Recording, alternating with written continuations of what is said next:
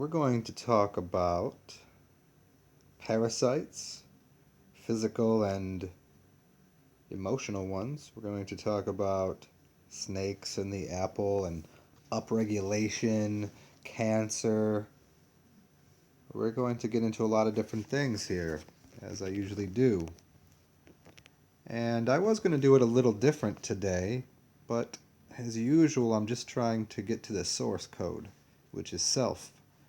And as I was trying to put this together and do a more concise video with pages and going through some linear fashion, I just once again said no. I heard a couple people wanted me to do things a little differently, but I'm really more interested in doing it in the organic way. If I was doing this organically, I would be sitting in a in the forest speaking to people. That would be the most organic variety. But since we have these tools, we're going to talk about it through this tool, through this wavelength, through this channel. And this goes into all my other videos that I've worked on, and I've kind of put them in a little bit of a linear order, because last video we were talking about what channels are, but I'm trying to access the source code information and deliver it through this specific channel. So we kind of destroy the top and bottom layers of what the carrier wave would be. We get outside of that. So anybody that will listen to me through this broadcast will upregulate and remove blockages and barriers. It would be like listening to the radio station that you listen to, which has rock music on, and then all of a sudden you don't realize it, but all of a sudden it's playing classical. And then all of a sudden there's talk radio. And then all of a sudden there's higher consciousness, all coming through that same channel, which you can't get. It's not allowed. It's not okay to do that, because the command stations, the carrier wave on which that is on, it won't allow it. Whether it's inorganic or organic varieties of carrier waves, it doesn't allow for such things to occur. But we're just going to break that all down. And the idea here is that Mother Nature gives you the test and then gives you the lesson. In Mother Nature, and in the nature of things, and the forces of the four, the air, the fire, the earth, and the water, and then the fifth element, which is the etheric thing, the plasmic nature of things, the consciousness, those are primordial. Those don't care what you think. Once you get beyond thought and you're inside and part of those, then you're at a whole new level. But where we all sit for the most part of what we deal with when we're inside of this body, because when you're outside of body, remember, these things don't have as much of an effect on you, and in fact you can control them. But as we sit here, these elementals, the most basic, the four of them, which all come out of the atom, we're not going to go that far yet, but these things don't care what you think. And we're going to talk about what these snakes are, what parasites are, and what feelings are, and what emotions are. See, again, these elements outside, fire doesn't care how you think about it. It cares how you feel. If you were part of the fire, you would be part of the feeling of what fire is. If you were part of water, you'd be about what the feeling of water was. It doesn't care what you think. It doesn't care about your emotions. Mother Nature doesn't care about your emotions. The truth of the mother is. The truth of the father is. The true things that those are. There's no care about your emotions. And your emotions are tied completely to your thoughts about things. I've covered this more in depth in other videos, and I suggest, if you don't understand what I'm saying, to go find that. Do a little hunting on the channel. Because your feeling is what is important. And most people don't have much connection to what their feeling is. Their feeling of something. People talk about the sixth sense, or go with your gut. And I am quick to tell people, you don't know what you're doing. I don't know that most people should go with their gut, with their instincts. Instincts will never steer you wrong. Well, I disagree. Because most people's instincts are so full of parasites, meaning a pair of sites, another set of sites, another set of what they consider feelings. Like right now, your feeling may be that your body hurts because you ate something wrong, that you might have a pain in your knee. And so that would be part of a feeling. And so this idea that you need to go with your instinct to do something, most people's instincts are so jammed up with emotions, are anchors to the past or magnet to the future. There's no present moment feeling to anything. Now, getting closer to that, collapsing all time and space into what you are.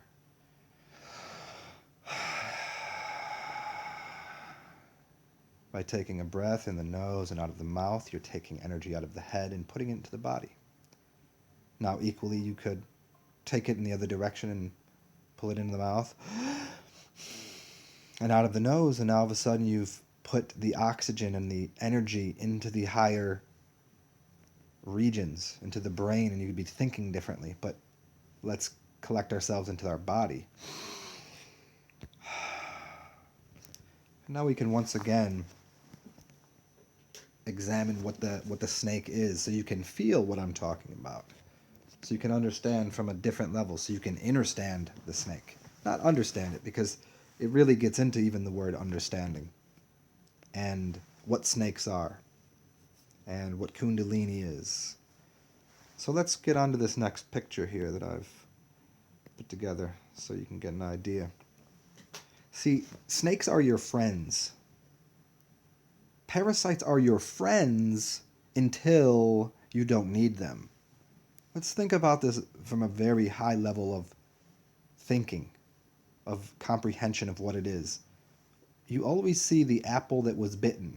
This goes into the most basic, the most fundamental story that anybody ever hears. And there's many ways that we can tell this story, but this is an even deeper understanding of what it is. Because the apple is the pentagram, is the five-pointed star, which you are. But there's always a snake in there. There's always a worm in there. And see, even in this picture, I think it delivers so much information. Because if there's a worm in your apple, you don't eat that apple, do you? And if that worm is sitting there telling you the ABCs and has that mortar cap on and it's eating of the apple, well, it's the worm that's eating the apple. It's the parasite that's eating the apple. You don't get to eat that apple. You don't taste that. And so when you think of our body in its current state, parasitic state, these worms are your friends because they're keeping you alive. How are they keeping you alive? Well, they're eating all the dead things and the things in your body that you don't need. And they're doing you a favor. Certainly they're helping you. And they're helping you along a path. Now, they'll take you to the path of death eventually if you don't understand what they are. So there's different kind of philosophies on these worms and good bacteria and bad bacteria. But let me remind everyone, the first piece of you, the energetic unit, the initial atomic thing that you are, is an immortal cell unto itself. You are one singular cellular unit, nothing else. But we've got to a place now that we have things that are living with us, which is perfectly fine where we are. But they'll get to a point where these parasites are reminding you that you need them. They kept you alive, that you rely on them. And so it goes into this polar dual thinking, which is a pair of sights. It's your sight and then the sight of the parasite, the idea, the thoughts of what's living inside and on your body. Which, yes, they, again, during this process of cleansing yourself, when I talk about giving the honey and the quinine, or you put the sugar and the different types of substances that will extract or remove or kill these worms in your body, the point is that if you were really full of shit, if you were full of things that you didn't need, and you started to cleanse yourself and remove all of the worms and all of the parasites, you'd kill yourself. Why? Because your body would be so backed up with toxin And it would be their job would be to remove it. And that's why people need these parasites. So along this path is to clean out, let these worms, let these parasites, let these things that are living inside of you do their job.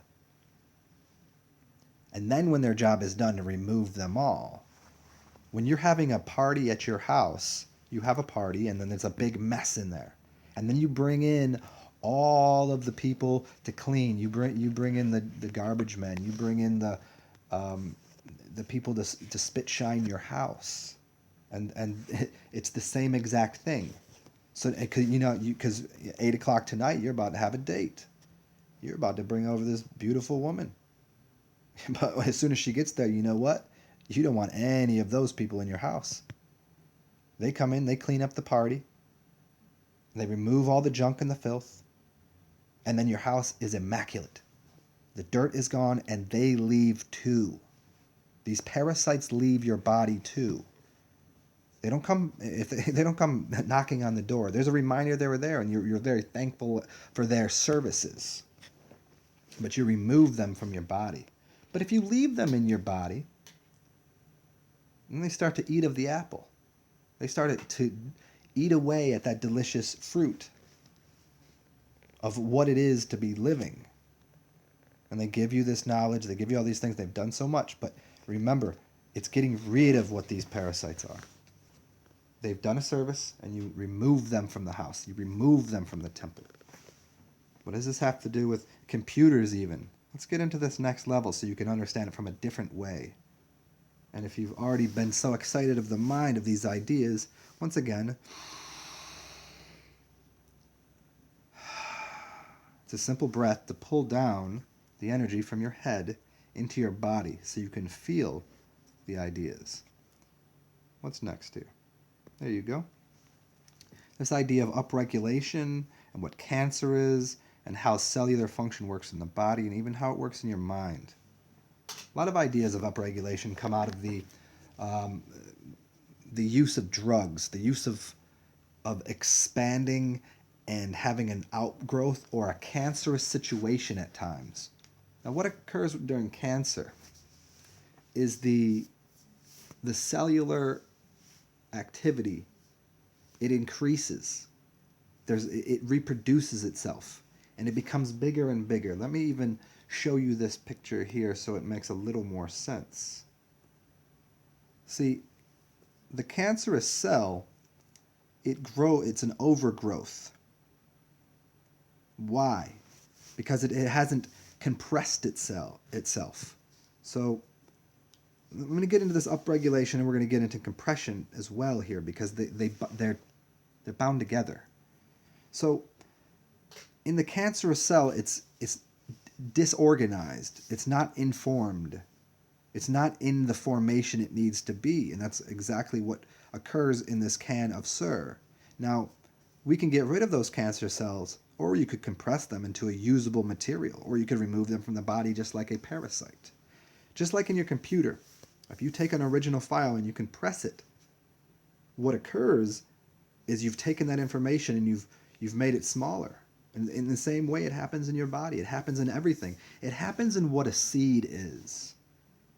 I'm going to move on to this next picture, and we're going to go back through this again, but this is going to make more sense as you understand what a seed is. And we'll come back to this compression in 1 second. That seed is that tree. That seed, that nut, is that giant tree right there. What allows it to express itself? Water and sunlight. Memory, water and light. Mem-ori. So that seed is the containment vessel that has been imploded into that seed, and then it expresses itself as a tree, as a giant tree. So in the same way, what a computer file does is it compresses something down to a seed. Now, there are times that we can look at what occurs on a tree as a cancerous growth on a tree, or even a loss of information that happens during compression to restoring something. And a lot of times, and this can go into what your mind is even what nature does, as you see certain seeds express themselves, and you see tomatoes or you know, a fruit that doesn't look correct, it is missing information, or has growths on it. Now that's what a cancer is, and that's what what would be called lossy compression. But sometimes during these compressions, you can compress something to the point of you have redundant information in your system.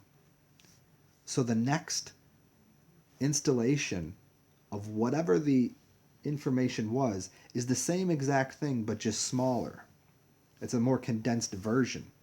So it gets restored without redundant information, meaning there's 100 things going on in your head that mean exactly the same thing, but because you have 50 words that mean the same thing, you think there's 50 different things. But not, by getting rid of that, you can press it down to the one singular essence of what you mean. Now, don't get it confused. You still have access to those 50 different words to express yourself in an artistic way, to be magical, to use words in ways that are very becoming to nature, to express yourself fluidly. It's not saying that we don't have access to all of those things. Just like a painter with an easel and his paintbrush, and he looks down and he sees 7 colors. Now there's your compressed version of reality. But he can take those 7 colors and mix them in any way that he wants. And that is the fully on, there's no loss. That's the full on expression, to be able to combine those 7 basic things.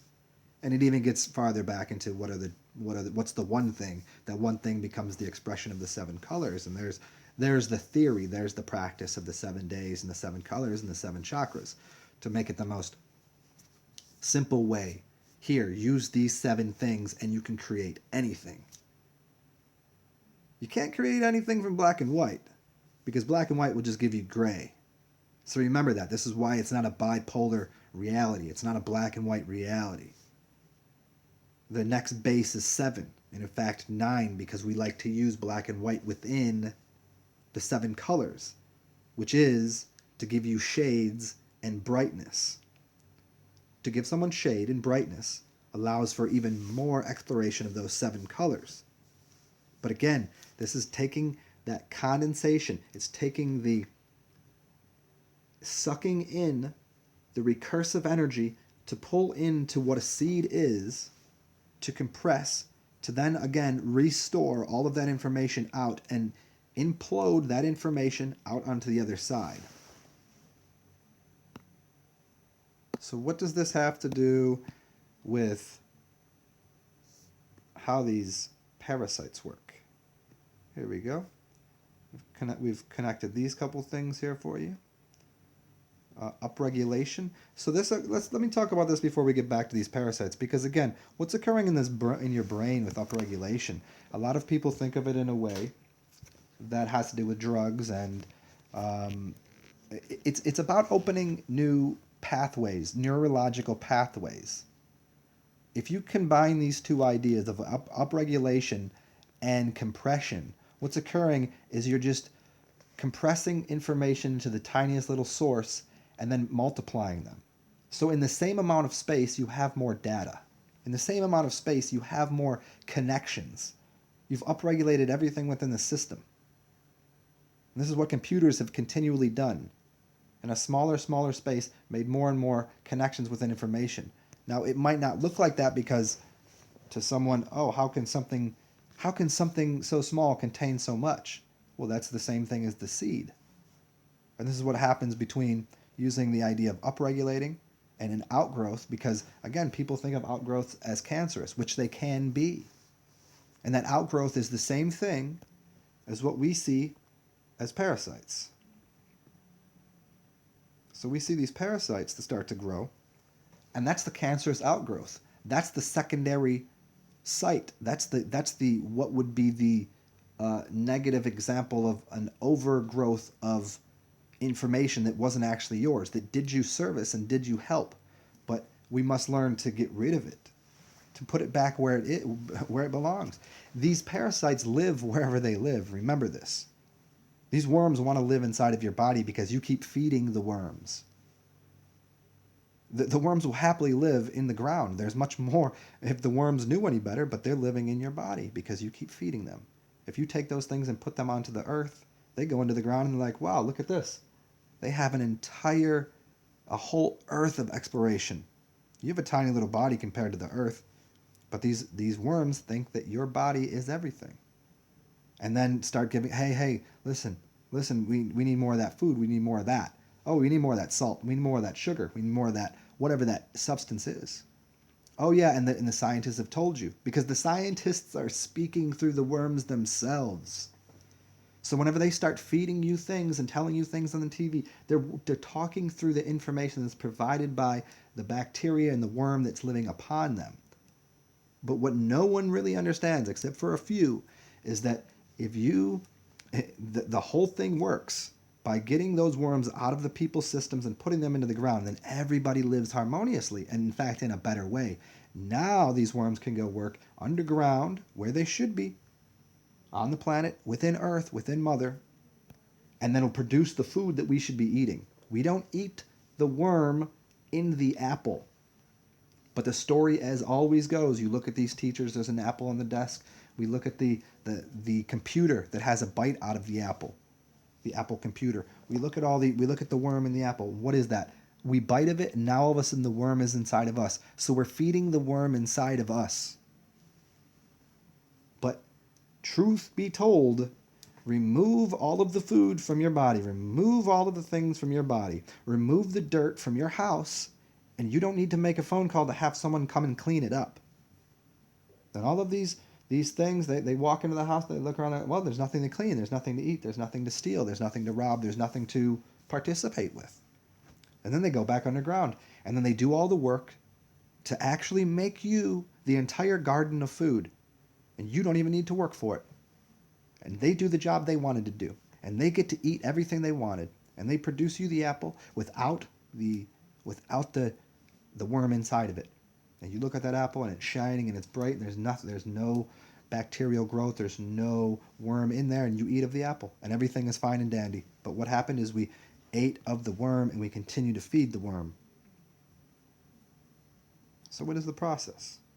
Does this make sense? Is this a great condensation, a collapsing, a compression of the knowledge, a compression into the seed